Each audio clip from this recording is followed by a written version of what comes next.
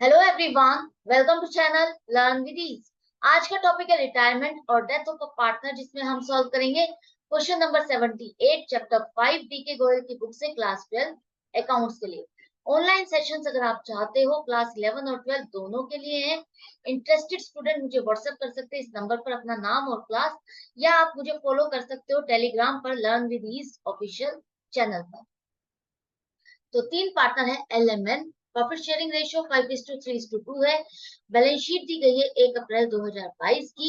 5 नवंबर 2022 को एन की डेथ हो जाती है और पार्टनरशिप डीड के अकॉर्डिंग उसके एग्जीक्यूटर को दिया जाएगा उसके कैपिटल का balance with interest at the rate of 8% per annum. Reserves में जितना उसका शेयर बनता है वो देना है आपको, और आपको उसका शेयर ऑफ प्रॉफिट निकालना है करंट ईयर के लिए जब तक उसने काम किया है, मतलब till the date of his death आपको उसका शेयर ऑफ प्रॉफिट निकालना है। ऐसे ही आपको उसका शेयर ऑफ गुडविल निकालना है, जितना भी इसका बनता है कैलकुलेशन के हिसाब से। इन्वेस्टमेंट को बेच दिया गया और एग्जीक्यूटर, जो भी एन का एग्जीक्यूटर है, उसको पेमेंट कर दी गई है। आपको सारी जर्नल एंट्रीज बनानी है और एग्जीक्यूटर, एन के एग्जीक्यूटर का अकाउंट बनाना है। तो एन के एग्जीक्यूटर के अकाउंट को बनाने के लिए आपको एन का कैपिटल अकाउंट भी बनाना पड़ेगा, तभी आप उसमें से बैलेंस को ट्रांसफर कर पाओगे उसके एग्जीक्यूटर के अकाउंट। तो सबसे पहले हम स्टार्ट करते हैं इस क्वेश्चन को अपनी गुडविल के एडजस्टमेंट से। गुडविल के एडजस्टमेंट के लिए आपको क्या चाहिए? आपको चाहिए गेनिंग रेशियो और एन, एन का शेयर ऑफ गुडविल कितना होगा। तो गेनिंग रेशियो आप कैसे निकाल सकते हो? आपको चाहिए new ratio minus old ratio करोगे तभी गेनिंग रेशियो निकाल सकते हो। तो यहाँ पर क्वेश्चन में आपके पास ओल्ड रेशियो तो है तीनों पार्टनर्स की 5:3:2, लेकिन एन के जाने के बाद एल और एम की प्रॉफिट शेयरिंग रेशियो क्या होगी क्वेश्चन में नहीं दी। तो हम क्या करते हैं, ओल्ड रेशियो में से ही उन रिमेनिंग पार्टनर का कॉम्बिनेशन निकाल लेते हैं और वही उनकी रेशियो बन जाती है न्यू रेशियो, मतलब कि 5:3। ओल्ड रेशियो में 5:3 है, इन दोनों का कॉम्बिनेशन, वही न्यू रेशियो बन गई 5:3। तो जब ओल्ड रेशियो और न्यू रेशियो दोनों में ही सेम कॉम्बिनेशन है, सेम रेशियो है, तो गेनिंग रेशियो भी आपकी 5:3 होगी। आपको new ratio minus old ratio करने की जरूरत नहीं है, इस ट्रिक को अप्लाई करो। जब भी ये दोनों चीजें सेम है, ओल्ड रेशियो और न्यू रेशियो, आपकी गेनिंग रेशियो भी वही आएगी। गेनिंग रेशियो अब आपके पास आ गई। अब आपको निकालना है एन का शेयर ऑफ गुडविल। उसकी कैलकुलेशन के लिए वो क्या कह रहा है उसको फॉलो करते जाओ। वो कह रहा है पिछले 4 साल के प्रॉफिट लो, पिछले 4 साल के प्रॉफिट ले लिए 48,000, उसका एवरेज करो। एवरेज करने के लिए 4 से डिवाइड कर दो, 12,000 आ गया। अब इस एवरेज प्रॉफिट में से 25% रिड्यूस कर दो। एवरेज प्रॉफिट में से 25% रिड्यूस कर दो। 25% किसका? एवरेज प्रॉफिट का ही 25% कितना आएगा? 12,000 का 25% 3,000। तो 9,000 में से 3,000 माइनस करने के बाद 9,000 आ गया। ठीक है, तो यहाँ पर अब वो कह रहा है thrice of the amount, thrice the amount of average profit. जो आपने अभी आप एवरेज प्रॉफिट निकाल लिया है डिडक्ट करने के बाद, इसका थ्राइस कर दो। थ्राइस मतलब 3 गुना।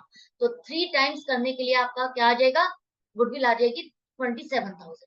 अब इसमें एन का शेयर ऑफ गुडविल कितना बनेगा? उतना ही बनेगा, उसी प्रोपोर्शन में बनेगा जितना जो जिस प्रोपोर्शन में उसका शेयर ऑफ प्रॉफिट है, मतलब कि 2/10 ऑफ 27,000 आपका आ जाएगा 5,400।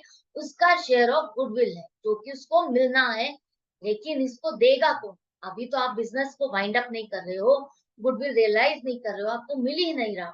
तो जब भी रियलाइज होगा तो इसका गुडविल का शेयर किसको मिलने वाला है? एल और एम को मिलने वाला है। जब भी आगे सेल होगा, एन का शेयर ऑफ गुडविल एल और एम आपस में डिस्ट्रीब्यूट करेंगे 5:3 की रेशो में।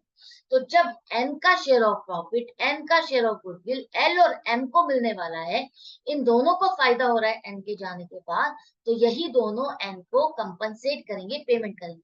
या एक तरह से मान लो कि एन का शेयर ऑफ प्रॉफिट एल और एम ने आज खरीद लिया है इस रेशियो में। 5 हिस्से एल ने खरीद लिए और 3 हिस्से एम ने खरीद लिए, इस तरह से इन्होंने खरीद लिया। तो अब आपको पेमेंट देखनी है कौन कितनी करेगा। 5400 में से एल पेमेंट करेगा 3375 और एम करेगा 2,025 रुपए। ये दोनों गेनिंग पार्टनर, इन दोनों को फायदा हो रहा है, परचेज कर रहे हैं। और सेक्रीफाइसिंग पार्टनर कौन है? आपका एन।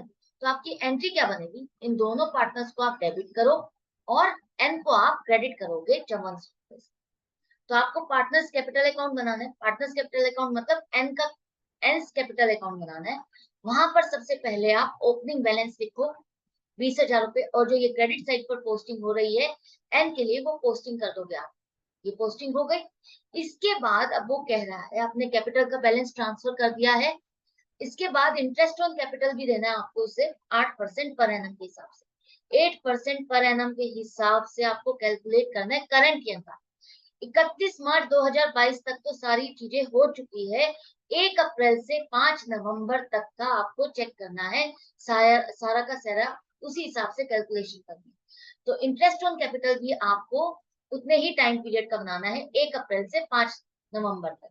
तो अप्रैल के 30 दिन, मई के 31 दिन, जून के 30, जुलाई 31, अगस्त 31, सितंबर 30, अक्टूबर 31 और नवंबर के 5 दिन। तो डेज के हिसाब से आपको कैलकुलेट करना पड़ेगा, मंथ तो नहीं बन रहा ना, क्योंकि 5 दिन एक्स्ट्रा भी हो गए, तो 219 दिन हो गए हैं। 219 दिन के हिसाब से आप उसको इंटरेस्ट दोगे, उसकी कैपिटल बस 20,000 पर।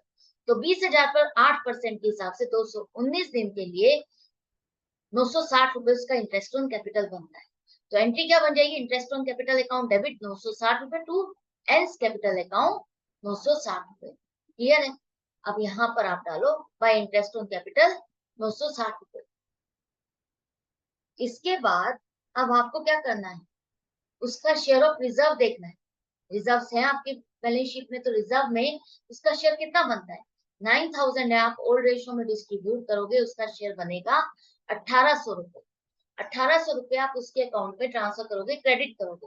रिजर्व अकाउंट आपका डेबिट होगा, तीनों पार्टनर्स के अकाउंट में आप क्रेडिट कर दोगे। रिजर्व अकाउंट आपका क्लोज हो जाएगा, बैलेंस शीट में नहीं शो किया जाएगा। आपने सारा बैलेंस इन अकाउंट्स में ट्रांसफर कर दिया, खत्म कर दिया। तो अब यहाँ पर एन के कैपिटल अकाउंट में क्रेडिट साइड पर 1,800 रुपए जो उसका बैलेंस बनता है, जो उसका शेयर बनता है, वो आप ट्रांसफर करोगे। इसके बाद अब आप देखो आपका क्या रहेगा, share of profit for the current year. Current year का शेयर ऑफ प्रॉफिट कैलकुलेट करने के लिए देखो, उसने कहा है कि इस साल की जो सेल हुई है इतने पीरियड की, 1 अप्रैल से 5 नवंबर तक की इंटरवेनिंग पीरियड का मतलब है, जो आपका 1 अप्रैल से 5 नवंबर इतने पीरियड का जो इंटरवेनिंग पीरियड का मतलब है, करंट ईयर में जिस टाइम को आप कैलकुलेट कर रहे हो, जिस टाइम पीरियड में एन ने काम किया है वो वाला पीरियड, उस पीरियड की सेल आपकी 2,40,000, और पिछले 4 साल से आपको 15% प्रॉफिट होता है सेल पर। तो हम इस 2,40,000 की जो सेल हुई है हमारी इस पीरियड में, वही प्रॉफिट ले लेंगे 15%, इस पर 36,000 रुपए प्रॉफिट आ जाएगा। तो ये 36,000 तीनों पार्टनर का प्रॉफिट है। आपको निकालना है एन का शेयर, तो 2/10 निकाल लो, 7,200 रुपए उसका शेयर ऑफ प्रॉफिट हो गया करंट ईयर के लिए, 1 अप्रैल से 5 नवंबर तक। तो 7,200 रुपए। अब यहाँ पर क्या एंट्री बनेगी, चेंज इन पीएसआर नहीं हो रहा है आपका, तो आप इसको P and L suspense account debit करोगे टू एंस कैपिटल अकाउंट, 7,200 रुपए से क्रेडिट करोगे और उसके अकाउंट में क्रेडिट करोगे 7,200। आई होप आपको अच्छे से समझ में आ गया है। जब भी change in PSR, change in PSR मतलब प्रॉफिट शेयरिंग रेशियो चेंज नहीं हो रही है रिमेनिंग पार्टनर्स की, आपने देखा ना प्रॉफिट शेयरिंग रेशियो 5:3, ओल्ड भी है और न्यू भी 5:3 है। तो आपकी यहाँ पर रेशियो चेंज नहीं हो रही है, सेम है। तो आप यहाँ पर गुडविल वाली एडजस्टमेंट की तरह से इस शेयर प्रॉफिट शेयर को नहीं करोगे, वैसे एंट्री नहीं करोगे, simply profit and loss suspense account से इसको रूट करोगे, profit and loss suspense account में डेबिट डालोगे 7,200 और एंस कैपिटल अकाउंट में इसको क्रेडिट करोगे। ये जो profit and loss suspense account है ये आपका आगे बैलेंस शीट में शो किया जाएगा, ताकि जब आप एंड ऑफ द ईयर जब आप पूरा प्रॉफिट कैलकुलेट कर लोगे तो उसमें से इस खर्चे को डिडक्ट किया जाए और बैलेंस पार्टनर्स में डिवाइड किया जाए। तो अब ये 7,200 रुपए भी अब आपने डाल दिए। अब देखो बैलेंस कितना आ रहा है एन का, जो कि आप उसके एग्जीक्यूटर के अकाउंट में ट्रांसफर करोगे। बैलेंस आ रहा है 35,360 रुपए, जिसे आप उसके कैपिटल अकाउंट से एग्जीक्यूटर के अकाउंट में ट्रांसफर करोगे।